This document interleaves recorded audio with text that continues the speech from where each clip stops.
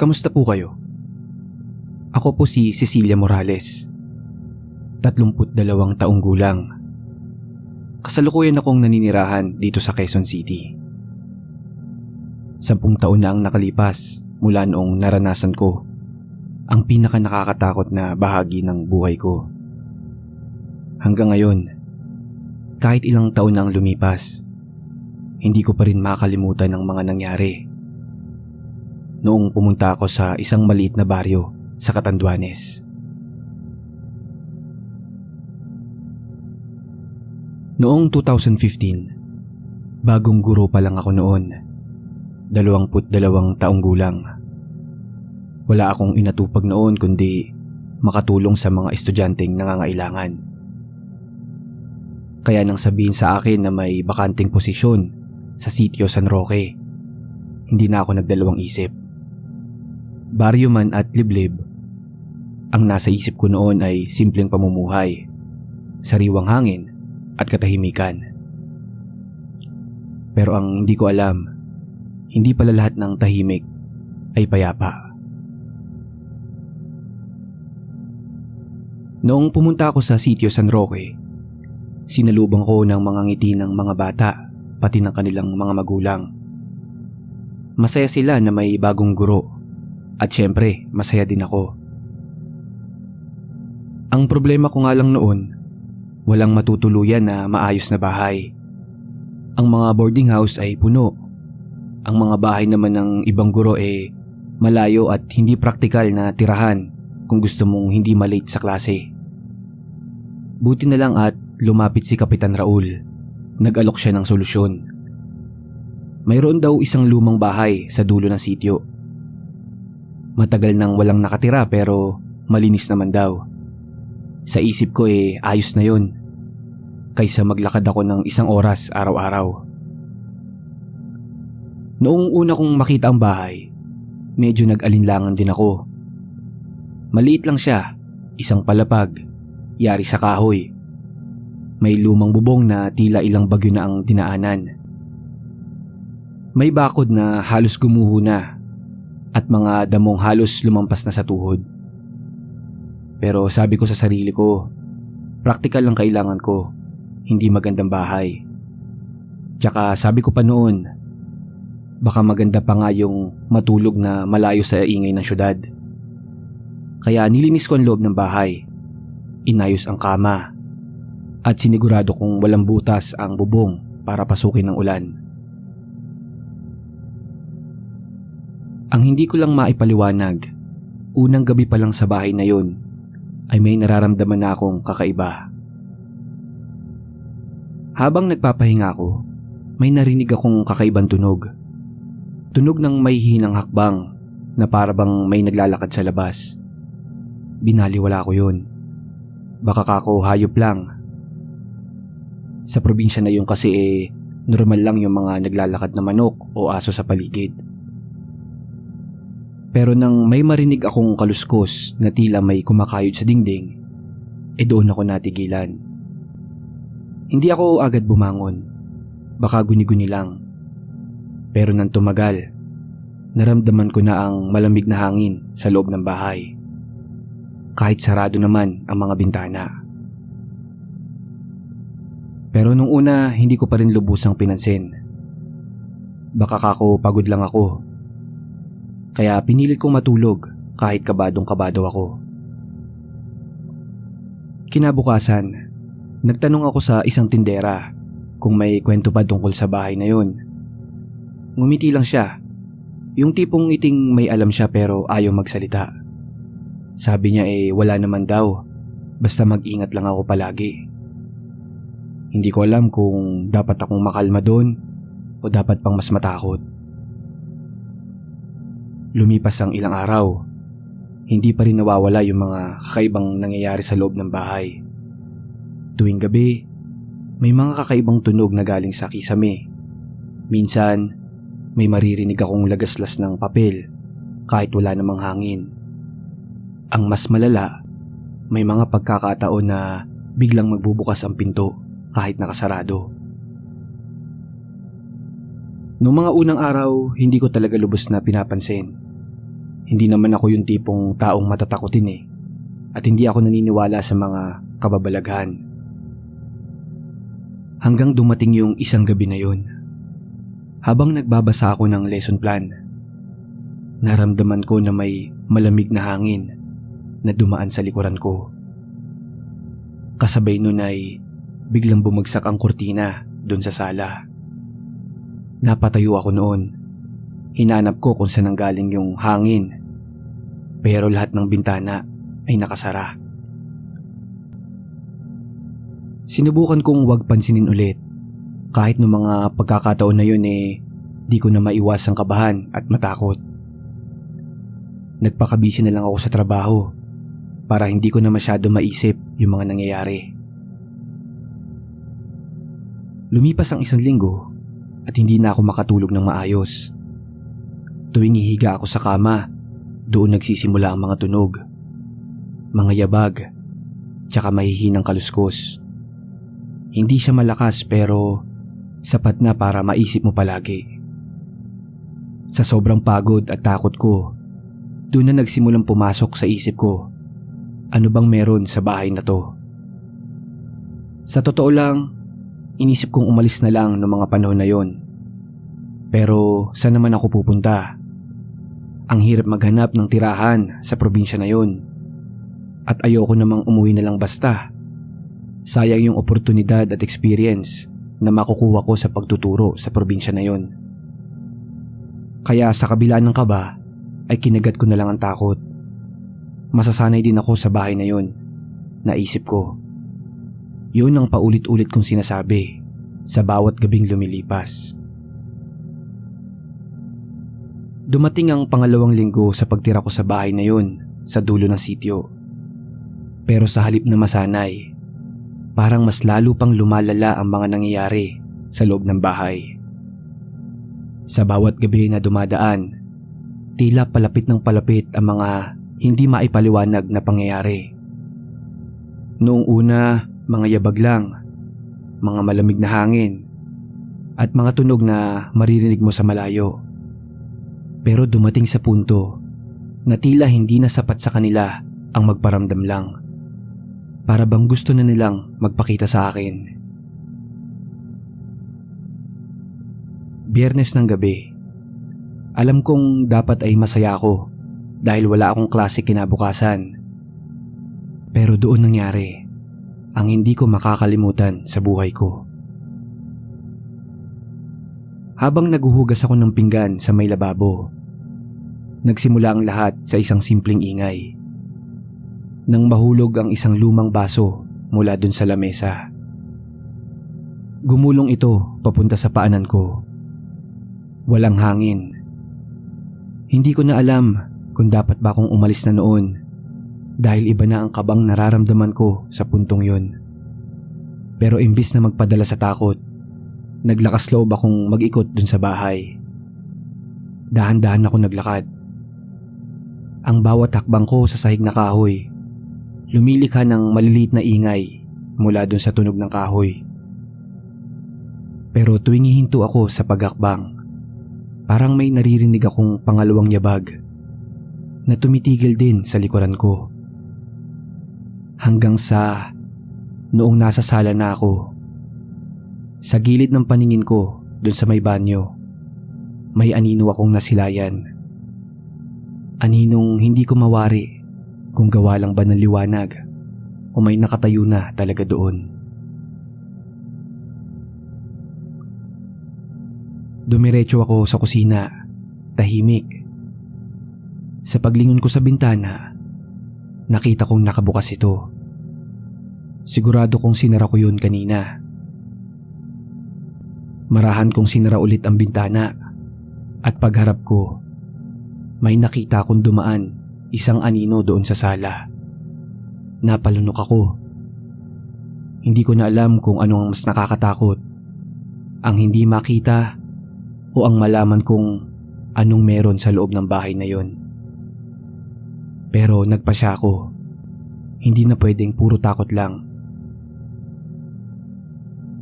Lumapit ako sa sala.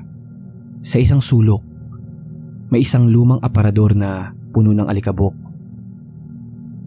Napansin kong bahagyang nakabukas ang pintuan nito. Hindi ko alam kung bakit, pero para bang may humila sa akin para silipin yun. Mabagal kong hinawakan ang hawakan ng aparador. Huminga ako ng malalim at dahan-dahang binuksan. Walang laman, maliban sa isang lumang litrato na nakapatong sa ilalim. Litrato ng isang pamilya, isang lalaki, 2 bata, at isang babaeng nakaputing bestida. Lahat sila nakangiti, pero ang babaeng iyon, para bang kilala ko siya. May pamilyar sa mukha niya na hindi ko maipaliwanag. Habang tinititigan ko ang litrato, bigla akong nakaramdam ng isang malamig na hangin na dumaan sa may bato ko. Mas malamig pa kaysa sa dati. Napalingon ako. Wala. Pero nang bumalik ang paningin ko doon sa litrato, wala na ang muka ng babae. Hindi ko alam kung imahinasyon ko lang ba o talagang nagbago ang litrato. Naitapon ko yung litrato sa sobrang kaba. Tumakbo ako papunta sa kwarto at isinarado ang pintuan. Humihingal ako, pawis na pawis kahit malamig ang paligid. Ngunit hindi doon natapos. Habang nakasandal ako sa pintuan ng kwarto, naramdaman ko ang mahihinang yabag mula sa labas. 1, 2, 3 hakbang papalapit. Lumakas ang tibok ng puso ko. Tila nagiging mas mabagal ang bawat segundo. Tumigil ang mga yabag na yon. Akala ko tapos na. Pero biglang may kumalabog sa may pintuan. Isang malakas na hampas na halos mapasigaw ako. Napapikit ako noon. Pilit na pinipigil ang luha ko. Huwag kang titingin, Celia. Huwag kang magbubukas. Paulit-ulit kong bulong sa sarili. Subalit, may mas masahol pa pala. Sa ilalim ng pintuan, may anino. Kita ko ang paa. Maputla, manipis, at dahan-dahang gumagalaw papasok. Sumisiksik sa maliit na puwang sa ilalim ng pinto. Hindi ko na alam kung paano ko kakayanin yun. Naramdaman ko ang unti-unting pagdulas ng lamig sa loob ng kwarto. Parang usok na pumapasok, dumidikit sa balat ko. Maya-maya, ang buong paligid tumahimik. Wala nang tunog. Pero bago ko pa man maramdaman ang kahit anong ginawa, narinig ko ang boses. Hindi malakas, mahina lang, pabulong, pero malinaw na malinaw. Bakit ka nandito? Parang nabuhos sa akin ang isang malamig na tubig. Hindi ko alam kung imahinasyon ko lang yun, pero hindi ako nagkamali. May boses, may nagsalita. Lumingon ako sa gilid ng kama at sa dilim, may nakita akong figura. Isang babae, nakaputing bestida. Mahaba ang buhok na nakatakip ang muka. Hindi siya gumagalaw, nakatingin lang. Ang pinaka nakakakilabot pareha sila ng babae na nasa litrato. Nanatili akong nakatitig. Hindi ko magawang kumilos. Hindi ko magawang magsalita. Gusto kong sumigaw pero wala akong boses. Ang mga mata ko halos mapunit sa pagkakatitig. Dahan-dahan siyang humakbang. Papalapit. Sa sobrang takot ko napaiyak na ako nun. Pilit kong kinakapa ang cellphone ko sa tabi ng kama para tumawag ng tulong. Pero patay ang ilaw ng screen. Wala. Walang signal. Walang paraan para makatakas. Umalis ka. Mahina niyang sabi. Hindi ko alam kung utos ba yun o isang babala. Pero sa sobrang takot ko, Tumakbo ako palabas ng kwarto. Binuksan ng pintuan kahit nag-aalangan. Wala akong pakialam kung madapa ako. Basta makalabas lang. Tumakbo ako papunta sa pintuan ng bahay. Habang tumatakbo, naririnig ko pa rin ang mga yabag sa likod ko. Mas mabilis, mas malakas, parang humahabol. Nang maabot ko ang pinto, sinubukan kong buksan pero ayaw bumukas. Pinilit kong sipain, hinampas. Binubunot ko ang kandado. Lahat ginawa ko. Hanggang sa isang iglap, may malamig na kamay na humawak sa balikat ko. Nanigas ako nun. Hindi ko na alam kung iiyak ba ako o babagsak na lang. Ngunit bago pa man ako mawalan ng malay, bumukas mag-isang pintuan. Tumakbo ako palabas. Sugat-sugat ako noon dahil sa mga damo at tinik. Hindi ko na alintana yung sakit. Ang tanging nasa isip ko, makalayo lang. Makalayo lang sa bahay na yun. Pagdating ko sa labas ng bakuran, huminto ako saglit. Nanginginig. Lumingon ako pabalik sa bahay. Sa bintana ng kwarto, nandun siya. Nakatingin, hindi gumagalaw. Pero parang hindi siya galit. Malungkot siya. Para bang may gustong sabihin na hindi ko maintindihan. Hindi ko na rin inintindi. Tumalikod ako at naglakad palayo. Habol hininga habang umiiyak. Ang katawan ko, pagod na pagod. Pero kahit anong pagod pa, ramdam ko pa rin ang bigat ng mga titig niya. Ang tanong ko noon habang naglalakad, ano ba ang nagawa ko? Bakit ako? Pero sa totoo lang, baka may mas malalim pang dahilan at baka hindi pa tapos ang lahat. Dumiretso ako sa barangay at doon ako nagpalipas ng gabi. Kinabukasan, pakiramdam ko hindi pa rin ako gising. Parang gumising ako sa panaginip na ayaw kong bitawan. Ang katawan ko, sugat-sugat, ang tuhod ko may galos, at ang dibdib ko ay puno pa rin ng kaba.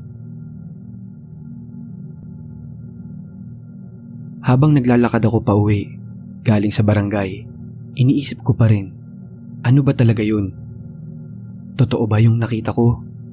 O dahil lang ba sa takot at pagod ko? Pero hindi ko na rin pinag-isipan masyado. Isa lang ang malinaw, hindi na ako babalik pa sa bahay na yon. Doon na ako pansamantalang tumuloy sa maliit na kwarto sa likod ng paaralan. Hindi siya komportable, mainit, siksikan, at maririnig mo pa rin yung ibang mga estudyante na naglalaro kahit gabi na.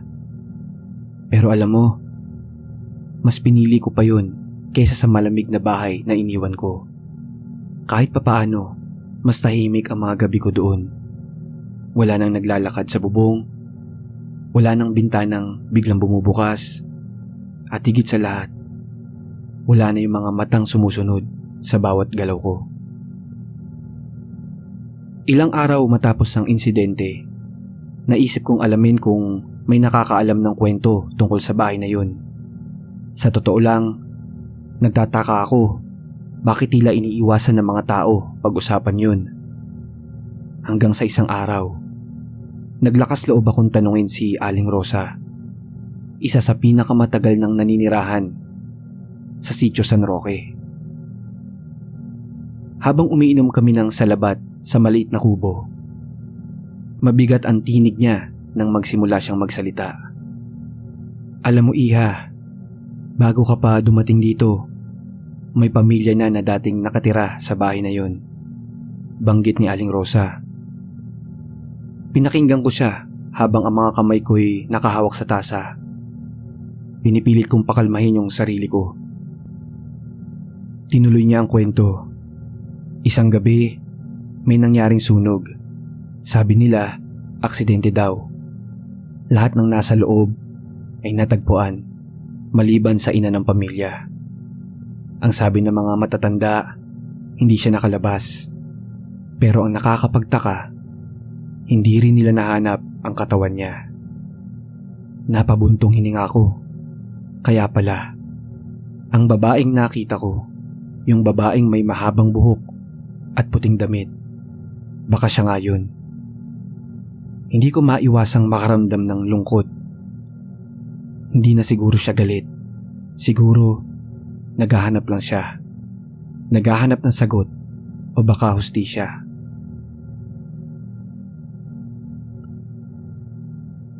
Lumipas ang ilang buwan. Kahit papano, bumalik sa normal ang buhay ko. Bumalik ako sa pagtuturo. Masaya na ulit ang mga estudyante. At tuwing maglalakad ako pa uwi, hindi ko na nararamdamang may sumusunod sa akin. Pero hindi ko rin maikakaila na minsan, kapag napapadaan ako malapit sa dulo ng sityo, kung saan nakatayo pa rin ang bahay na yun, bagamat nakabakod na at halos gumuho na, napapalingon pa rin ako. Minsan, sa mga pinagsama-samang anino ng mga puno at sirasirang bintana, parang may nakasilip pa rin na figura. Nasa Maynila na ako ngayon. Nagtuturo sa isang pampribadong paaralan. Malayo na ang buhay ko sa Sitio San Roque. Marami nang nagbago. Pero aaminin ko, hindi ko makakalimutan ang karanasan kong iyon. Sa nangyari doon sa sitio, natutunan kong hindi siguro lahat ng mga kababalaghan ay para takutin ka. Minsan, sila pa ang nag-iiwan ng isang leksyon na habang buhay mong dadalahin. Tulad ng nangyari sa akin at sa babaeng nasa litrato, na kahit anong pilit kong limutin, nananatili siyang bahagi ng kwento ko. At ngayong natapos ko nang isulat ang lahat, sana ay natapos na rin ang istorya niya. Sana.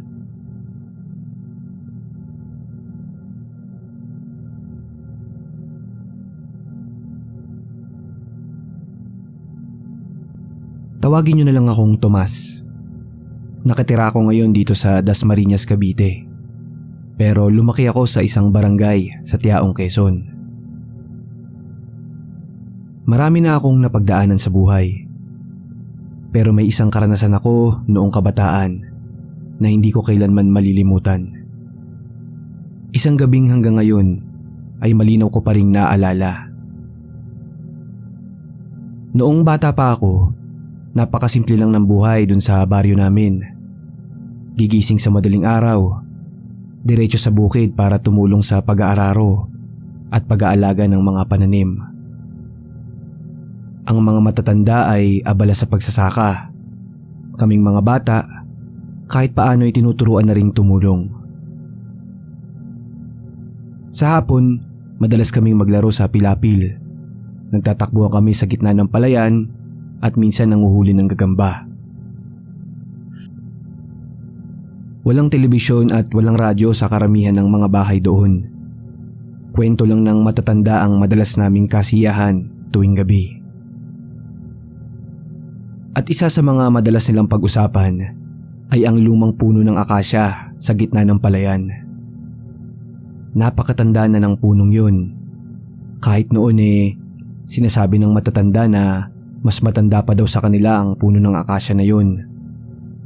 Ang ugat nito ay sobrang laki, para bang gumagapang sa lupa. Ang sanga naman ay matibay at makapal. Malawak ang sinasakop nito kaya malaki ang lilim sa ilalim ng puno.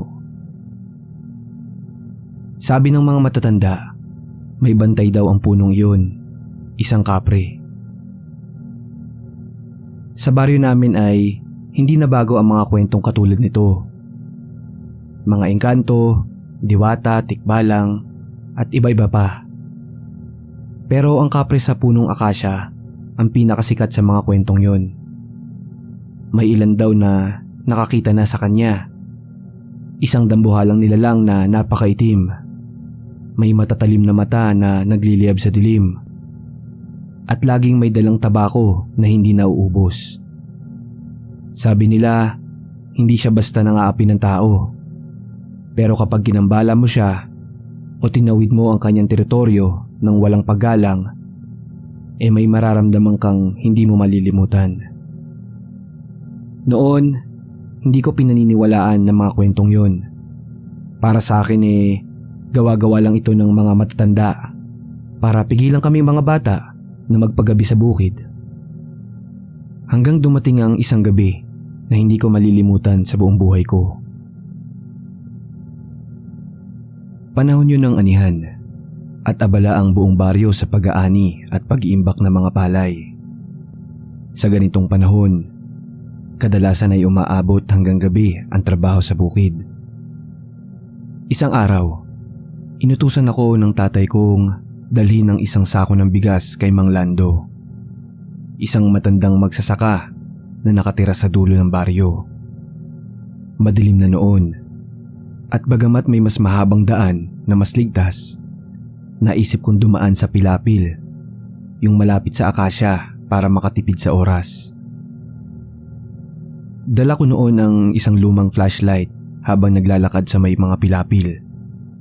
Tahimik ang paligid, maliban sa mahinang tunog ng aking mga yabag sa tuyong lupa. Ang liwanag ng buwan ay hindi ganoon kaliwanag, pero sapat na rin para makita ko ang daan. Habang lumalapit ako sa may puno, unti-unting nagbago ang pakiramdam ko. Mas naging malamig ang hangin. Hindi yung karaniwang lamig ng gabi. Isang uri ng lamig na parang bumabalot sa katawan mo. Napansin ko rin yung mga tunog ng kuliglig, bigla na lang nawala. Nawala ang tunog ng paligid. Maliban sa paghinga ko at yung tunog ng mga yabag ko. Habang papalapit pa ako sa puno, ramdam kong may bumibigat sa katawan ko. Parang may presensya sa paligid na hindi ko maipaliwanag. Hindi ko alam kung guni-guni lang yun, pero pakiramdam ko may isang pares ng mata na matagal nang nakatitig sa akin. Sa ilalim ng puno, may isang bahagi ng lupa na tila mas madilim kaysa sa iba. Sa una, inisip kong anino lang ito ng mga sanga. Pero habang tumatagal, parang hindi na ito basta anino lang. Hindi ito gumagalaw, pero may bigat sa presensya nito. Parang isang taong tahimik na nakatayo, nagmamasid, naghihintay. Pilit kong hindi pinansin yun. Mas binilisan ko ang lakad ko. Pilit na nilalabanan ang bumibigat na pakiramdam sa dibdib ko. Pero habang lumalayo ako, mas lalong lumalakas ang pakiramdam na may isang bagay sa punong yun. Isang bagay na hindi ko nakikita, pero sigurado ako na naroon siya. Pagkalampas ko sa puno, mas lalo akong kinabahan. May naramdaman akong bahagyang paggalaw sa gilid ng paningin ko. Parang may sumasabay sa akin. Hindi ko na napigilan, nilingon ko na ang puno. At doon ko siya nakita. Sa itaas ng sanga, may isang figurang nakaupo. Malaki, mas malaki kesa sa normal na tao. Hindi ko makita ang mukha niya ng buo, pero ang mga mata niya, pulang-pula, tila nagliliyab sa dilim. Hindi siya gumagalaw, pero alam kong nakatingin siya sa akin. At sa sandaling iyon, ramdam kong hindi lang ako basta dumaan sa tabi ng puno. Alam kong nakita niya ako.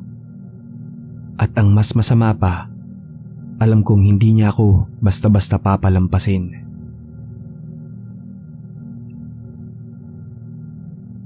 Hindi ko alam kung gaano ko katagal nakatayo roon, nakatitig sa aninong nasa sanga ng puno ng akasya.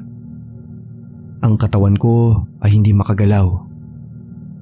Kahit anong pilit kong utusan ng sarili kong tumakbo, hindi ko magawa. Parang may pumipigil sa akin.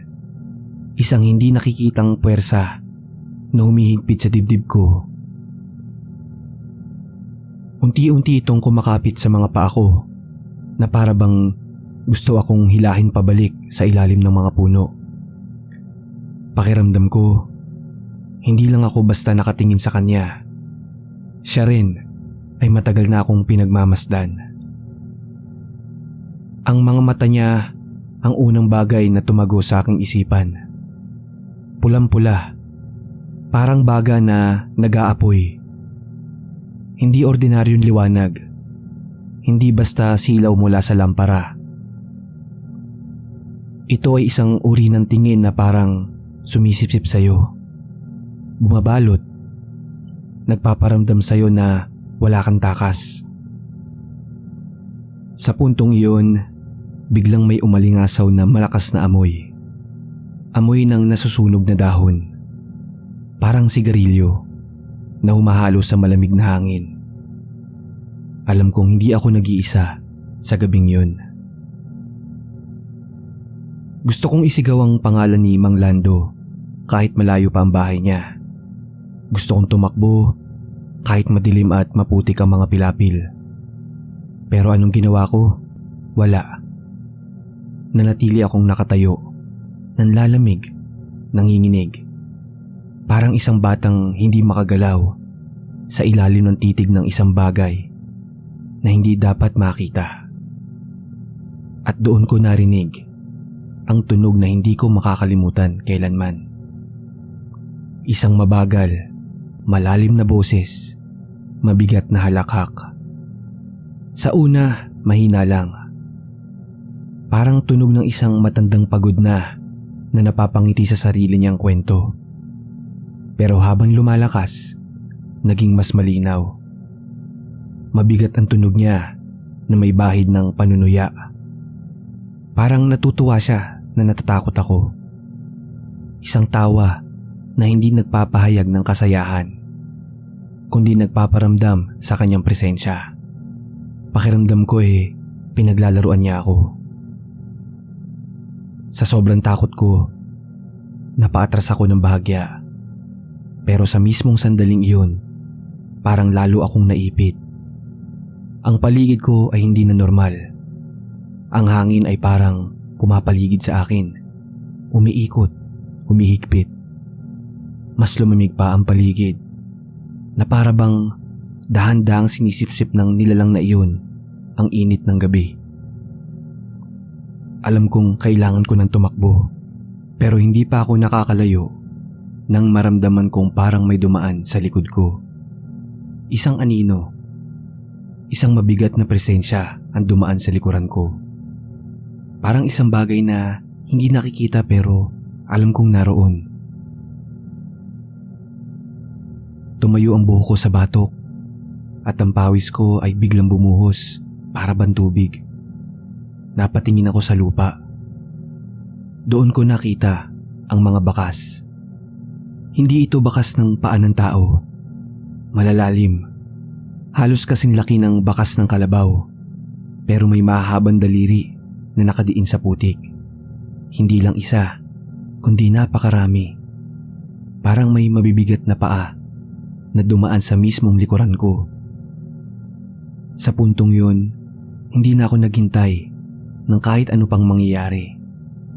Halos hindi ko alam kung paano ko ilalakad ang mga paa ko, pero nagawa kong umatras. Patuloy na nakatingin sa puno. Hindi ko siya iniiwanan ng tingin. Pakiramdam ko, kapag tumalikod ako, mas lalo lang siya lalapit. Dahan-dahan akong umatras. Nanginginig. Nangingilid ang luha ko sa takot. Ang paligid ay nananatiling tahimik. Pero sa tenga ko, paulit-ulit ko pa ring naririnig ang tunog ng halakhak. Hindi ito basta tumigil. Hindi ito nawala. Kahit wala na akong makita sa puno, parang nasa paligid ko pa rin siya. Parang nagmamasid pa rin. Hinihintay kung kailan ako muling tatakbo. At nang makalayo na ako ng kaunti, doon ko lang nagawang huminga ng malalim. Tumakbo ako nang hindi lumilingon. Dala-dala ko pa rin yung sako ng bigas na nagpapabigat sa bawat hakbang ko. Halos mabitawan ko na Halos matalisod ako sa putik. Pero hindi ako huminto. Ang iniisip ko lang noon makalayo, makaalis, makarating sa bahay ni Mang Lando. Pakiramdam ko kahit anong gawin ko nasa likuran ko pa rin siya. Nagmamasid, nagbabantay at naghihintay. Nang makarating ako sa bahay ni Mang Lando, wala akong masabi. Halos hindi ako makalunok at ang hininga ko ay nagkakandaduling sa bilis.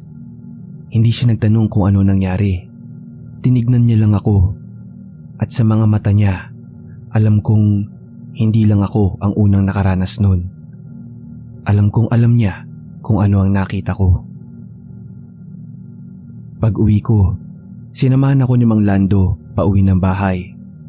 Doon kami dumaan sa mas mahabang daanan. At pag uwi ko, sinalubang ako ni nanay. Kitang-kita sa mukha niya ang pag-aalala. Hindi lang dahil na gabi na ako nakauwi, kundi dahil siguro alam na niya kung ano ang nangyari. Hindi ako nagsalita buong gabi.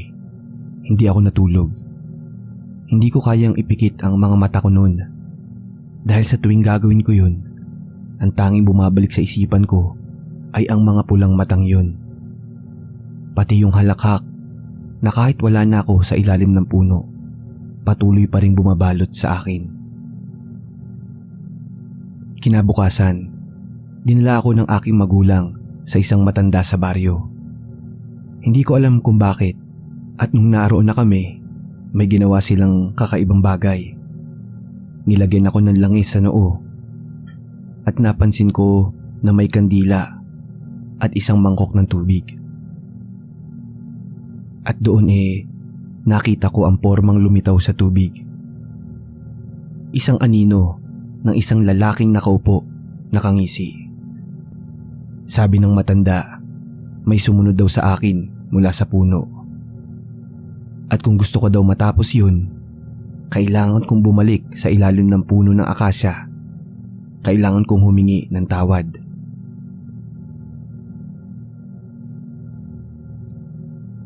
Kinabukasan, kasama ang ilang matatanda sa baryo, bumalik kami sa puno ng akasya. Dala nila ang mga pang-alay na pagkain, kanin, prutas, at ilang sigarilyo. Sabi ng matatanda, ito raw ang tanging paraan upang payapain ang nilalang na nagpakita sa akin. Habang naglalakad kami pabalik, bumibigat ang loob ko. Pakiramdam ko, binilikan ko ang isang lugar na hindi ko na dapat lapitan pa. Pero wala akong nagawa. Kailangan kong gawin yun. Pagdating namin sa puno, walang nagsalita. Tahimik silang nag-alay at saka iniwan ang mga handog sa ilalim ng mga ugat. Sa gilid ng paningin ko, parang may usok na namuo sa taas ng sanga. Hindi ako tumingila noon. Hindi ko kayang makita siya uli. At simula noon, hindi na ako dumaan muli sa ilalim ng punong iyon. Tuwing may kailangang tahakin sa bukid, palaging sa mas mahabang ruta ko dumadaan. Hindi ko na muling nakita yung kapre. Pero minsan, sa tahimik na gabi, naririnig ko pa rin ang malalalim na tawa. Lumipas na ang panahon at nandito na ako sa Dasmariñas, Cavite. Sabi nila hanggang ngayon buhay pa rin daw ang punong yun. May mga nagsasabing may nakakakita pa rin daw sa anino na yun sa taas ng sanga. May ilan ding nakakaamoy ng sigarilyo sa walang tao. At sa tuwing bumibisita ako sa baryo namin doon, sinasabi ko sa mga kakilala ko na huwag lalapit. Huwag magpapagabi malapit doon. May mga bagay sa mundong ito na hindi natin nauunawaan. Pero minsan, hindi mo kailangang maintindihan. Kailangan lang nating matutong lumayo.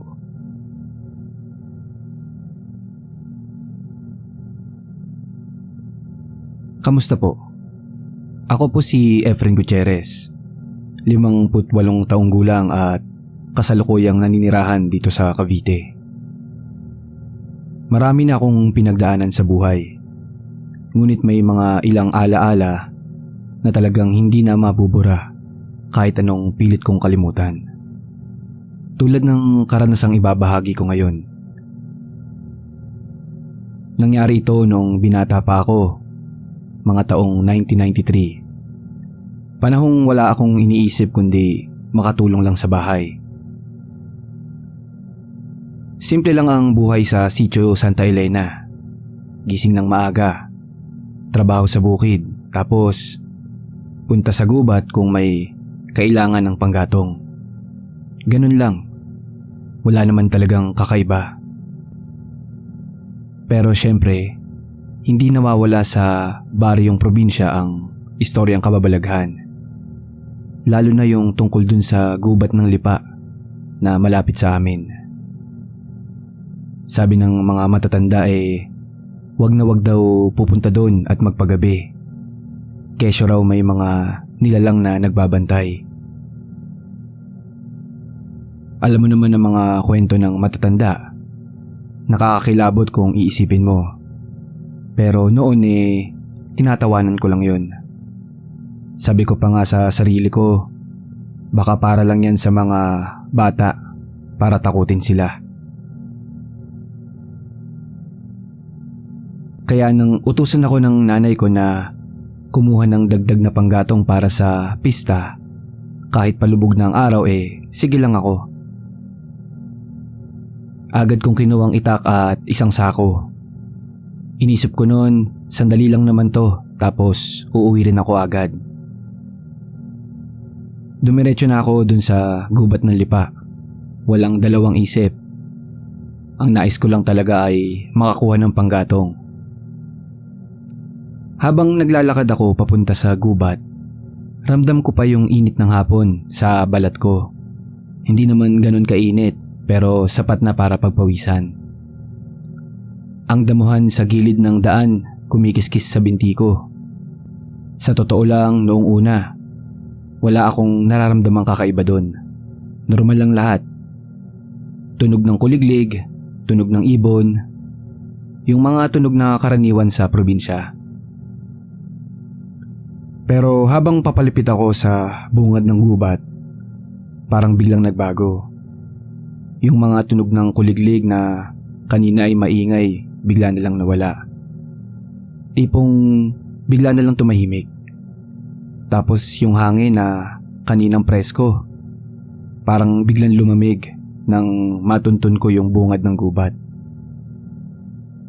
Medyo kinilibutan ako noon, pero nilakasan ko pa rin yung loob ko. Huwag kang magpapapekto, sabi ko sa sarili ko. Paglagpas ko dun sa mismong bungad, huminto ako. Ang mga puno ng gubat nagdudugtungan ng mga sanga. At doon sa gitna ng mga dahon, para bang may isang lagusan. Hindi ko alam kung bakit, pero nakaramdam ako ng kakaibang bigat sa dibdib. Parang may bumubulong na wag ko nang pasukin yun. Pero talagang matigas ang ulo ko noon. Sabi ko pa, isang sako lang naman, tapos uwi na. Kaya ayun, lumakad ako papasok. Unang hakbang ko pa lang sa loob, parang ibang mundo na agad ang sinalubong ko. Yung liwanag ng araw na kanina'y sumisilip pa. Unti-unting nawawala dahil sa mga dahon ng puno. Para kang pumasok sa silid na walang bintana. Ang tunog ng mga yabag ko kumakalansing sa mga tuyong dahon. Habang yung mga sanga naman ng ibang malilit na puno dumadapli sa braso ko. Pero hindi ko pinansin yung mga yon. Sanay naman ako sa gubat. Kailangan ko lang talagang makahanap ng mga magagandang panggatong. Habang pumupulot ako ng mga sanga, napansin ko ang isang puno na parang may kayod. Hindi lang basta gasgas, malalalim yung kalmot. Hindi ko maintindihan kung anong hayop ang kayang gumawa noon. Malalaki siya. Hindi naman galing sa pusa, hindi galing sa aso. Basta malalaking bakas ng kuko. Napalunok ako noon. Sinuri ko yung mga gasgas na yun sa puno. Mga ligaw na hayop lang siguro ang may gawa nito, sabi ko noon sa sarili ko. Pilit kong iniisip kahit alam kong kinakabahan na ako noon. Dumiretso pa ako sa gubat. Hindi ko na namalayan na malayo na pala ako sa bungad.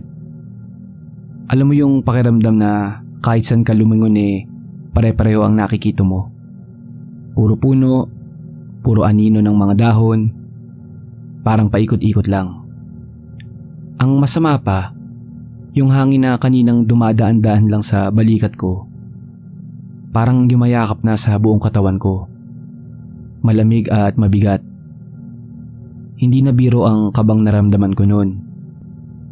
Pakiramdam ko bawat dahon, bawat sanga, bawat ugat ng puno parang may mata. Parang may nagmamasid sa akin. Maya-maya habang naghahanap ako ng kakwate, may narinig akong kaluskos. Mahina lang sa una.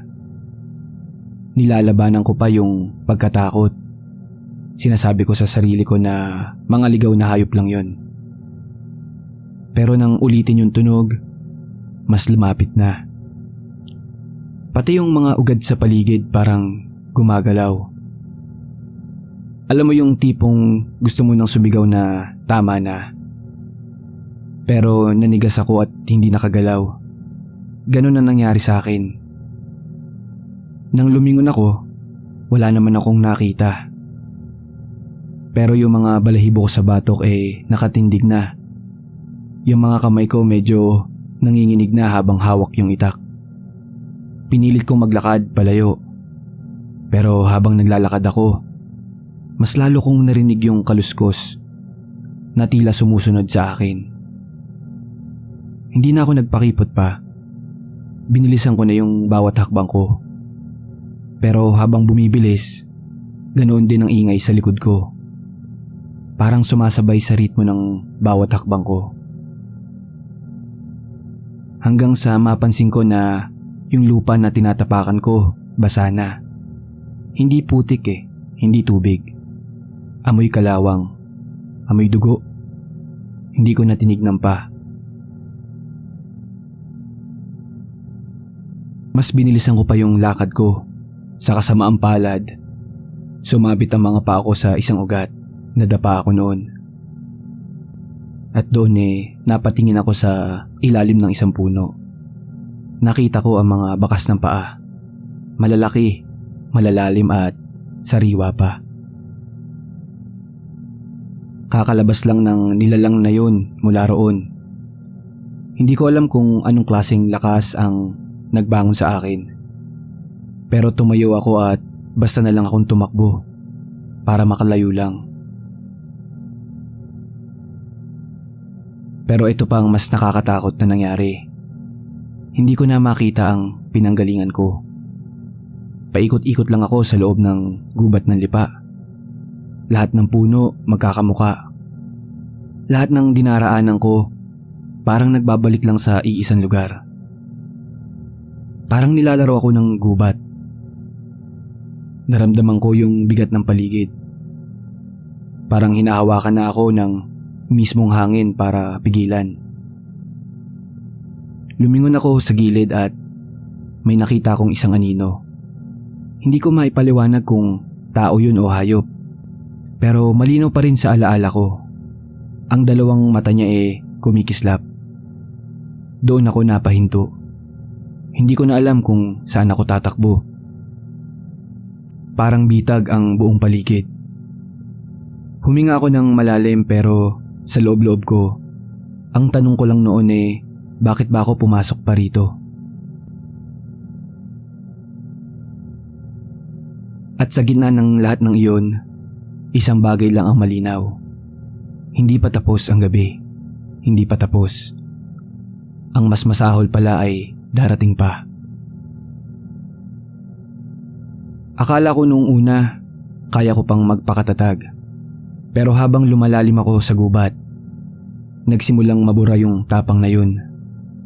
Sa bawat hakbang, pakiramdam ko binababaan ako ng mabigat na kumot ng takot.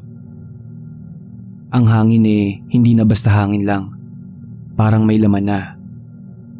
Parang may humihinga sa paligid mo. Hindi nakikita pero nararamdaman. Yung tipo ng lamig na hindi lang dumadampi sa balat, kundi dumadaan hanggang buto. Mabilis ang mga pangyayari pagkatapos noon. Napansin ko na lang na nag-iiba na ang daan. Yung kaninang makikitid na landas, ngayon nagiging malawak pero mas madilim. Ang mga puno, nagmumukhang mga matandang may mahahabang braso. Tila inaabot ako. Sa gilid ng paningin ko, may aninong dumaan. Mabilis siya. Hindi ko maipaliwanag talaga kung tao o hayop. Pero isa lang ang sigurado ko noon, hindi ako nag-iisa sa gubat na yon. Hindi ko na natiis pa, tumakbo ulit ako. Pero ang mas malala, habang tumatakbo ako, hindi lang hakbang ko ang naririnig ko. May isa pa, magkasabay. Parang may kasunod ako. Minsan mas malapit, minsan parang nasa gilid ko. Sa sobrang takot, hindi ko na nagawang lingunin pa. Paano kung paglingon ko nandoon siya? Ayoko, hindi ko kayang makita. Pero kahit ayokong tignan, ramdam ko ang presensya, mabigat na mga hakbang. Pagkatapos ng ilang minuto na pagtakbo, napadpad ako sa isang malawak na lote. Doon, sa gitna ng dilim, may isang puno. Puno ng balite siguro yun. Hindi ko alam kung paano ko mailalarawan pero yung itsura niya, parang isang dambuhalang puno na may kakaibang presensya. Ang mga ugat niya nakalabas at gumagapang. May mga parte ng lupa na naglalawa na malapot na likido. Itim na may bahid na pula. Amoy bulok. Parang pinaghalong patay na hayop at nabubulok na prutas. Sa totoo lang nasukwa ako noon sa sobrang pangit ng amoy. Huminto ako sa pagtakbo, habol hininga. Pero mas sumama ang pakiramdam ko nang mapansin ko, hindi lang pala basta puno ang nasa harapan ko. May gumagalaw sa ilalim ng mga ugat. Dahan-dahan, parang may umuusbong. At doon ko siya nakita. Lumabas mula sa anino ang isang nilalang. Hindi ko alam kung paano mo ilalarawan ng ganoon. Pero ang masasabi ko lang, hindi siya tao, kakaibang nilalang siya. Malaki. Mas malaki pa sa 2 tao na magkatabi. Ang balat niya parang pinaghalong kahoy at nabubulok na laman. May mga bitak-bitak na parte. At sa bawat bitak, may lumalabas na maitim at malagkit na tubig. Pero ang pinakamatindi doon, ang mga mata niya. 2 pulang bilog na nagliliwanag sa dilim. Para bang sinusunog ang mismong kaluluwa ko habang nakatingin. Hindi siya kumilos agad. Tumayo lang siya roon, nakatitig sa akin. Pakiramdam ko noon, bumagal ang oras. Nanigas ako sa pagkakaupo. Hindi ko magawang gumalaw. Yung mga ugat ng balete, dahan-dahan na ring gumagapang sa lupa. Papalapit sa akin. Nagsisikip ang dibdib ko, hindi ako makahinga. Pinaglalaroan siguro ko ng maligno sa gubat na yon. Hindi ko alam kung dahil sa takot o dahil mismo sa presensya ng nilalang na yon. Ang amoy mas tumindi. Ang ulo ko parang sumasabog na sa sobrang sakit. Naglakad siya papalapit sa akin. Mabagal. Mabigat ang bawat hakbang. At sa bawat yabag niya, tila ba umuuga ang lupa. Nakalabas ang mga matutulis niyang ngipin. Mapurol pero halatang kaya kang nguyain ng buhay. Ang dila niya mahaba at gumagapang sa paligid ng bibig niya. Ang mga kamay niya ay may mahahabang daliri. Itim ang kuko at mukhang sapat para hatiin ka sa dalawa. Umaalulong siya. Hindi basta ingay. Parang libo-libong bulong na nagsasabay-sabay. Hindi ko maintindihan kung ano yun pero ang laman ng bawat tunog, puro galit at puot. Ramdam ko na para bang may bumabalot na puwersa sa katawan ko. Sobrang kaba ng puso ko nun. Gusto kong sumigaw pero walang tinig na lumalabas. Parang nalunok ko na ang lahat ng boses ko sa sobrang takot. Mas lumapit pa siya. Isang hakbang na lang, nasa harapan ko na siya. Tumingin ako sa mga mata niya at doon ko naramdaman yung pinakamatinding kilabot na naramdaman ko sa buong buhay ko. Hindi lang galit ang naroon. May kung anong lungkot at pagkamuhi na hindi ko maipaliwanag. Hindi ko maintindihan kung bakit pero parang hindi lang siya basta mananakot. Parang may hinahanap siya.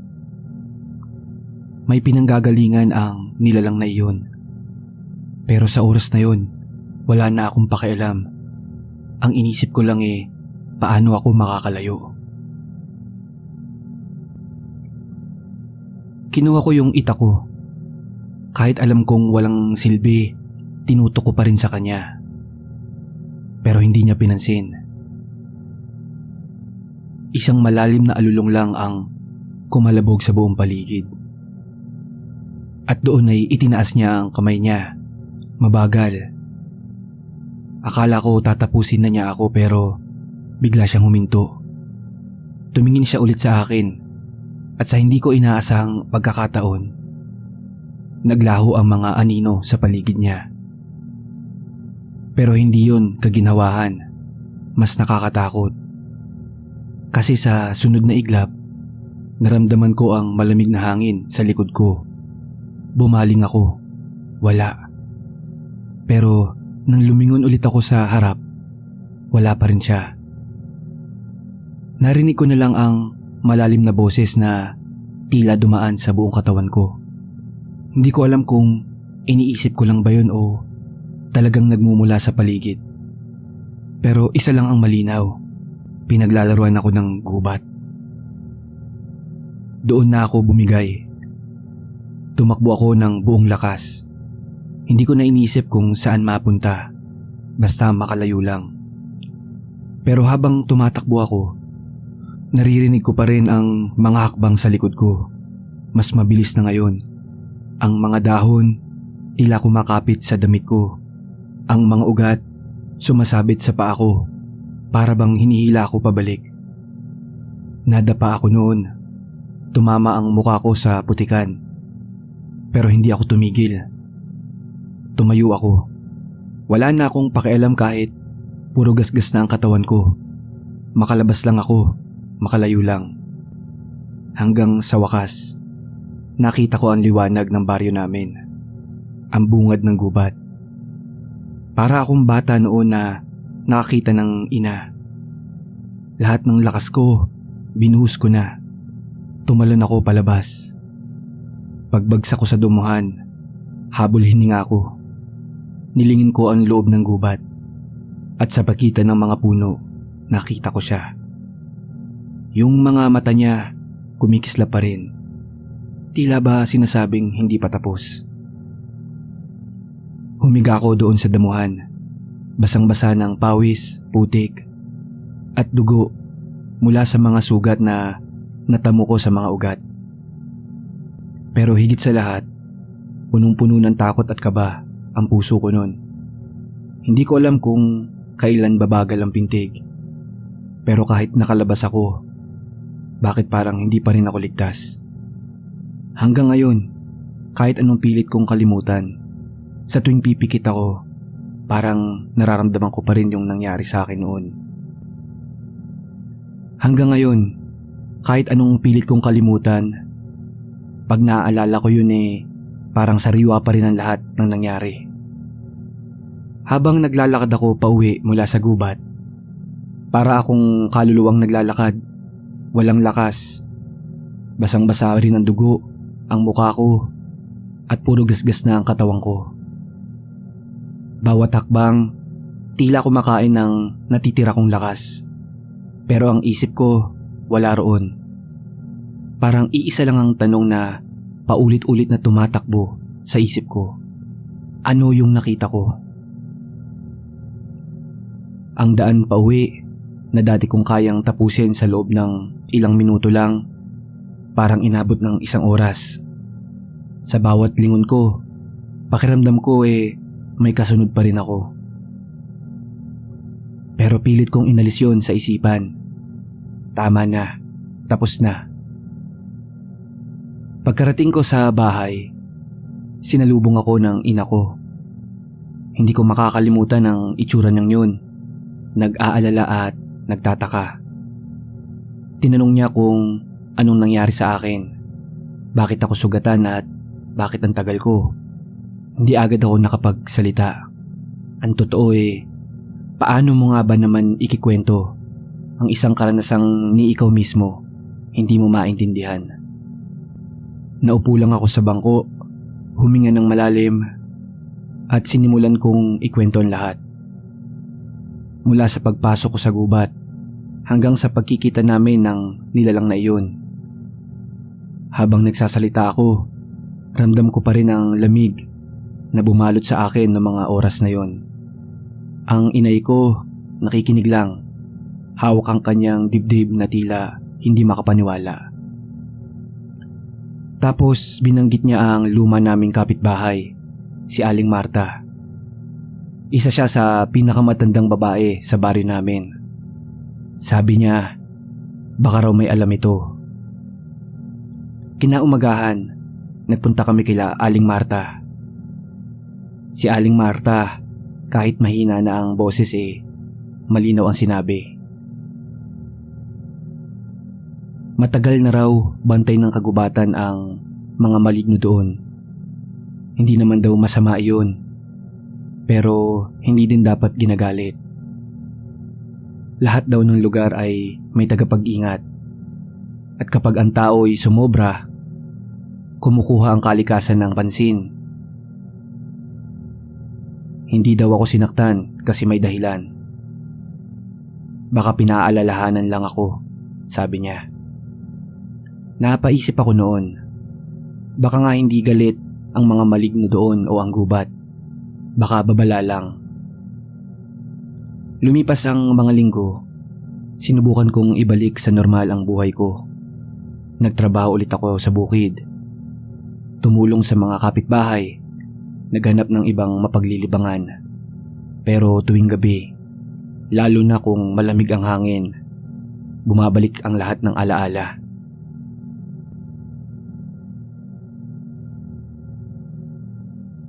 Ilang taon din akong nanatili sa baryo bago ako lumipat dito sa Cavite.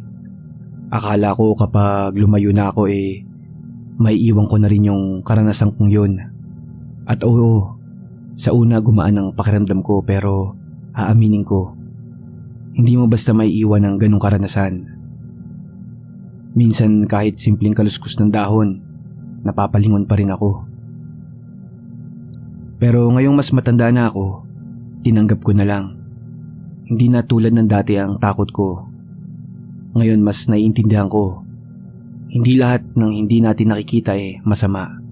Minsan, tayo lang ang hindi marunong umintindi. Naisip ko ring ibahagi ang kwento ko hindi para manakot, kundi para magbigay ng paalala. Maraming mga bagay sa mundong ito ang hindi natin kayang ipaliwanag. Pero ang respeto, iyon ang kayang magligtas sa atin. Kaya kung may magsasabi sa'yo na huwag kang pumasok sa isang lugar, makinig ka.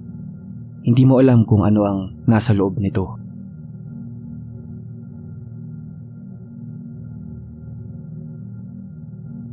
Kamusta po kayo? Ako po si Rica Santos, 29 na taong gulang. Nais ko lang po ibahagi ang karanasan ko noong taong 2007. 12 taong gulang pa lang ako nung naranasan ko to, pero hanggang ngayon ay hindi ko pa rin talaga nakakalimutan. Minsan iniisip ko, baka dala lang ng bata kong isipan ng lahat. Pero tuwing naaalala ko ang mga mata na yon, ang ngiting yun, hindi mo masasabing basta imahinasyon lang. Summer noon, at gaya ng karaniwan naming gawain, dinala ako ng nanay ko sa bahay ng lola ko sa San Carlos, Pangasinan para doon magbakasyon. Luma na ang bahay ng lola ko, yung tipong bahay na may malalaking bintana, kahoy ang sahig, at kapag naglalakad ka, maririnig mo ang tunog ng bawat hakbang. Pero sa kabila ng kalumaan, may kung anong saya ang bumabalot sa akin tuwing naroon ako. Siguro dahil sa malawak nitong bakuran. Ang swing na kahit may lumot na, sinasakyan ko pa rin. At saka yung mga tawanan namin ng mga pinsan ko kapag naglalaro kami ng tagu-taguan tuwing hapon. Pero may isang bahagi ng bahay na kahit kailan ay hindi ko talaga pinapasok. Ang lumang silid sa dulo ng pasilyo sa itaas. Simula pa nang maliit ako, lagi na yung nakasara. At tuwing tatanungin ko si Lola tungkol doon, simpleng sagot lang ang sinasabi niya. Hayaan mo na yon, wala kang kailangang makita roon. Siyempre, bilang bata na likas na mausisa, lalo akong nagka-interes. Ano bang meron doon? Bakit parang napakaingat ni Lola na huwag kong paglaruan?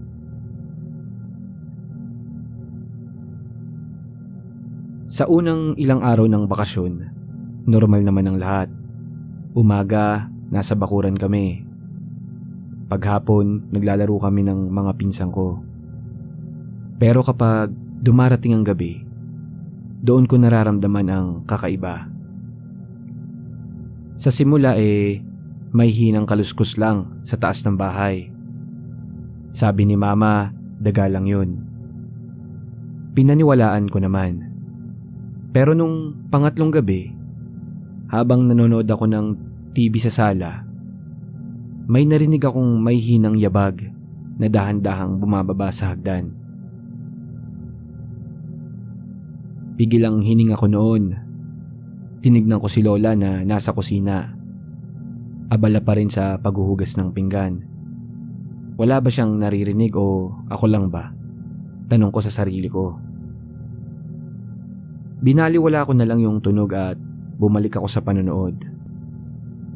Pero sa gilid ng paningin ko, parang may dumaan na anino.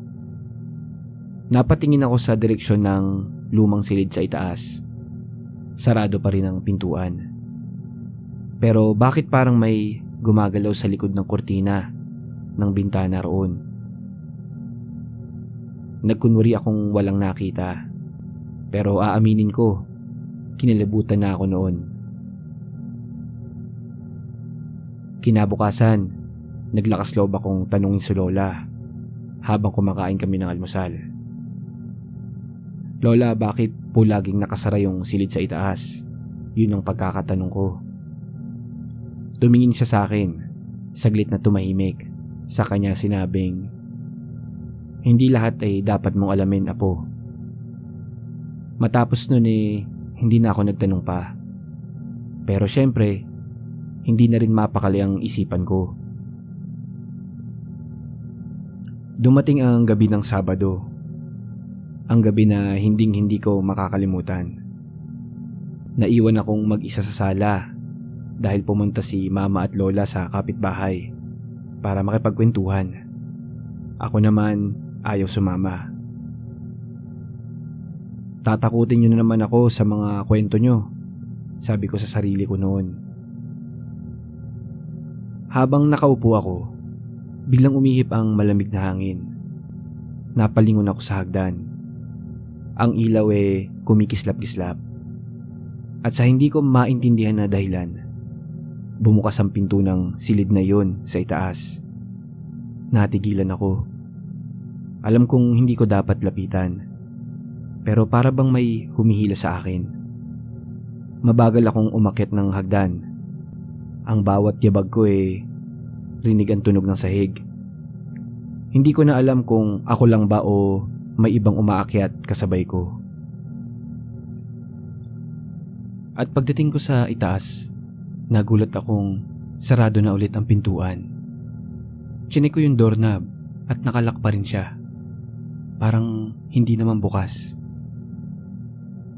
Wala akong nagawa kundi bumalik na lang sa panonood ng TV.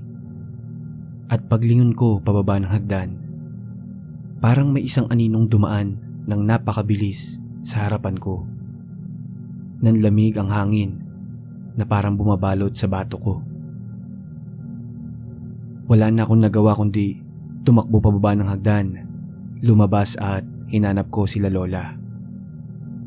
Napatanong na lang ako sa sarili ko, bakit pa ba kasi ako lumapit sa silid na yon? Matapos ang gabing iyon, ang gabing nakita kong bahagyang nakabukas ang pinto, hindi na ako mapakali. Kahit anong gawin ko, bumabalik pa rin sa isipan ko ang aninong nakita ko at ang malamig na hangin na tila bumalot sa buong katawan ko. Pilit ko mang kumbinsihin ang sarili ko na imahinasyon lang ang lahat. May bahagi sa akin na nagsasabing totoo ang mga nangyari. Hindi ko na rin maintindihan kung bakit sa lahat ng silid doon sa bahay ni Lola, iyon ang pinaka nagdudulot sa akin ng ganong kaba. Kinabukasan, nagdesisyon akong itanong kay Lola ang tungkol sa kwarto. Sa kwento niya, matagal na raw walang gumagamit ng silid na yun. Dati, iyon ang silid ng mga tito ko noong bata pa sila. Nang magsipag-asawa at lumipat ang mga ito, naiwan na lang ang silid na nagmistulang imbakan ng mga lumang gamit. Wala naman daw kakaiba dun, sabi niya. Hindi raw niya kailanman naramdaman na may masama o kahit anong kakaiba sa kwartong yun. Wala raw dahilan para katakutan ko ang silid. Hindi ko alam kung dapat ba akong maniwala, pero kahit anong paliwanag ni Lola, hindi ko maalis ang bigat na nararamdaman ko tuwing napapadaan ako sa pasilyo papunta roon. Habang lumilipas ang araw, mas lalo akong naguguluhan. Bakit ako lang ang nakakaramdam ng ganito? Bakit tila normal lang para kay Lola ang mga bagay na para sa akin ay hindi na dapat binabaliwala? Pilit kong iniwasan ang hagdan, pero kahit gustuhin ko, lagi akong napapatingin sa itaas. Parang may kung anong humihila sa akin na silipin ulit ang silid. Alam kong hindi ko dapat ginagawa, pero ang kuryosidad ko bilang bata mas malakas pa sa takot na nararamdaman ko noon. Dumating ang gabi at muling bumalik ang kakaibang katahimikan sa buong bahay. Naiwan akong mag-isa sa sala habang abala si Lola sa kusina.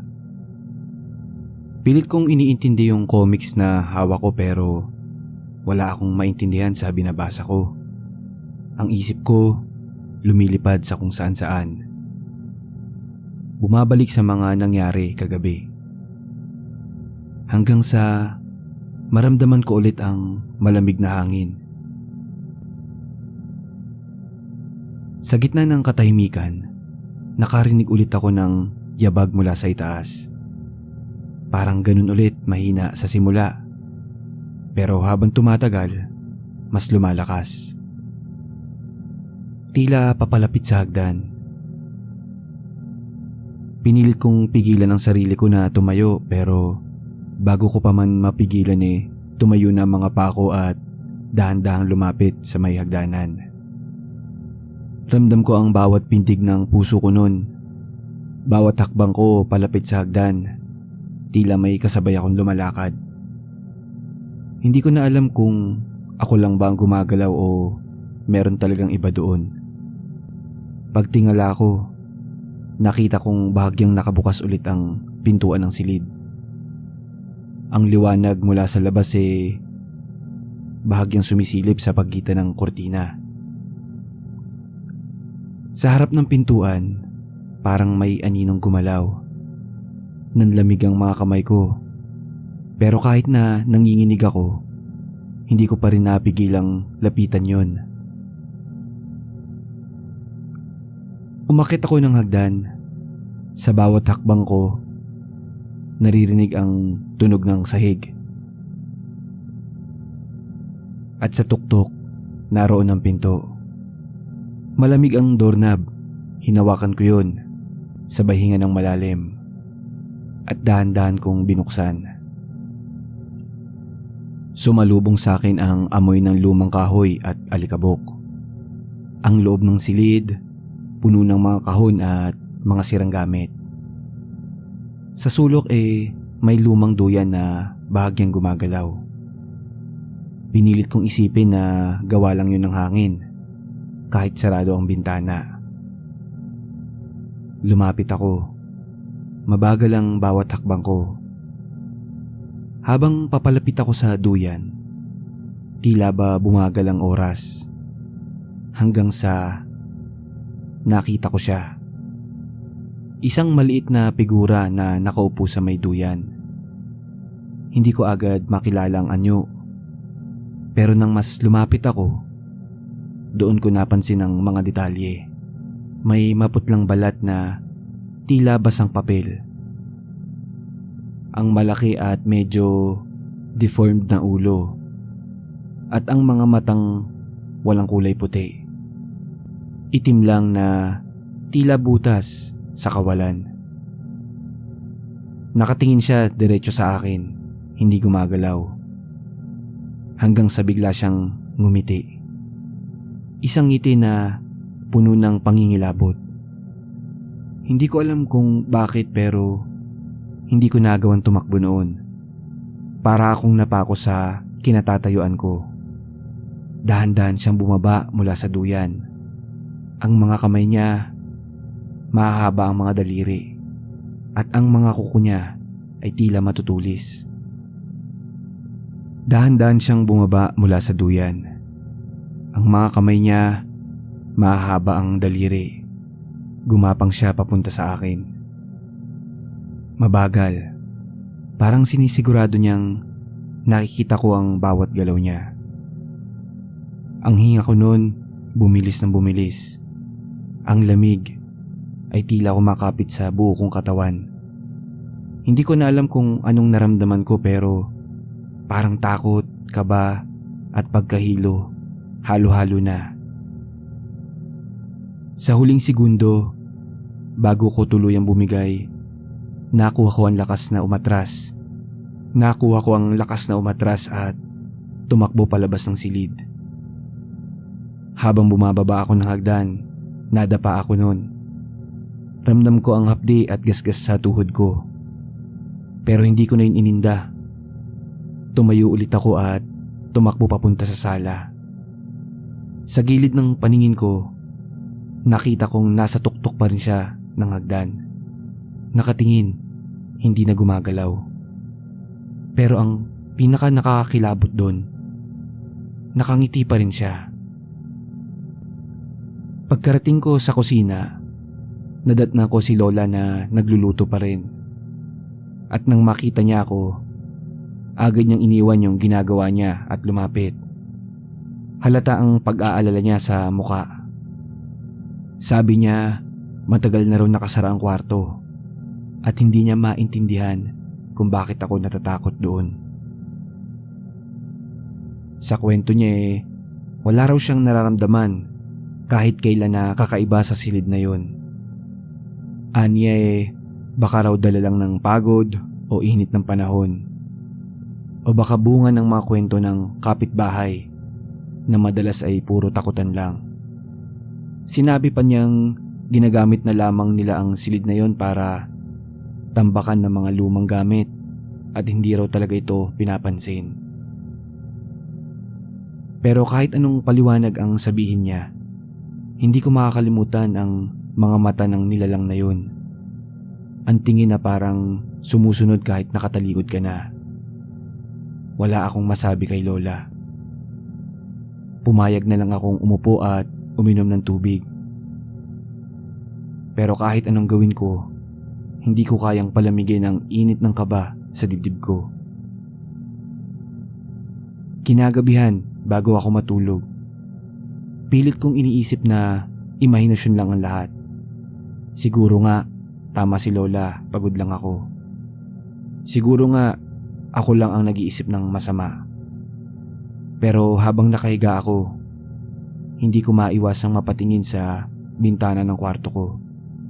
Sa labas, tanaw ang itaas ng bahay. At doon sa silid na yun, para bang may nakasilip pa rin. Hindi ko na tinapos ang titig ko. Pumikit ako ng mahigpit. Pilit na iniisip na bukas, pagising ko, wala na lahat ng ito. Pero sa huling segundo, bago ako makatulog, narinig ko ang mahihinang yabag na pamilyar mula sa itaas. Mabagal at mahina lang. Hindi ko alam kung bakit ako lang ang nakakaramdam nun, o baka ako lang ang nakikita niya.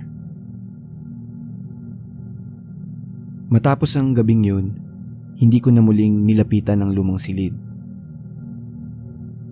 Hindi ko na rin muling narinig ang mga yabag o nakita ang aninong dumungaw mula sa itaas.